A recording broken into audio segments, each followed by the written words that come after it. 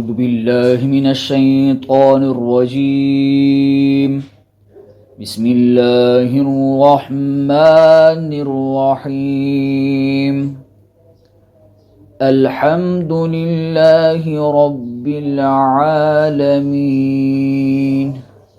الرحمن الرحيم مالك يوم الدين إياك نعبد وإياك نستعين اهدنا الصراط المستقيم صراط الذين أنعمت عليهم غير المغضوب عليهم ولا الضالين.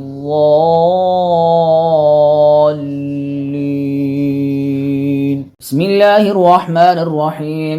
ألف لام ميم ذلك الكتاب لا ريب فيه هدى للمتقين الذين يؤمنون بالغيب ويقيمون الصلاة ومما رزقناهم ينفقون والذين يؤمنون بما أنزل إليك وما أنزل من قبلك وبالآخرة هم يوقنون أولئك على هدى من ربهم وأولئك هم المفلحون.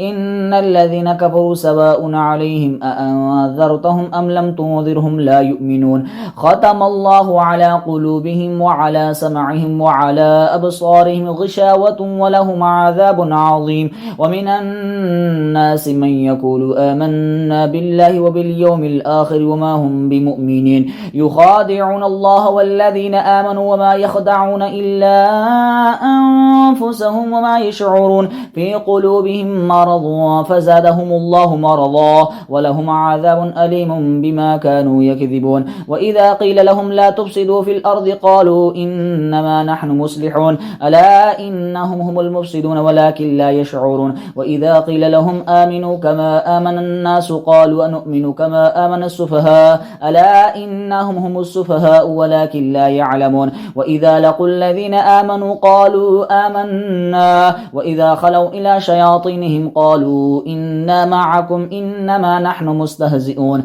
الله يستهزئ بهم ويمدهم في طغيانهم يعمهون. أولئك الذين اشتروا الضلالة بالهدى فما ربحت تجارتهم وما كانوا مهتدين. مثلهم كمثل الذي استوقد نارا فلما أضاءت ما حوله ذهب الله بنورهم وتركهم في ظلمات لا يبصرون صم بكم عمي فهم لا يرجعون. أو كصيب من السماء فيه ظلمات ورعد وبرق يجعلون أصابعهم في آذانهم من الصواعق حذر الموت والله محيط بالكافرين. يكاد البرق يخطف أبصارهم كلما أضاء لهم مشوا فيه وإذا أظلم عليهم قاموا ولو شاء الله لذهب بسمعهم وأبصارهم إن الله على كل شيء قدير. صدق الله العظيم.